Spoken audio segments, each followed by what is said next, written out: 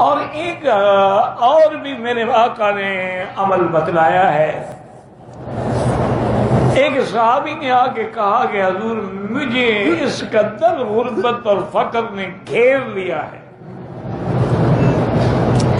میں جو بھی کام کرتا ہوں فیل ہو جاتا ہے.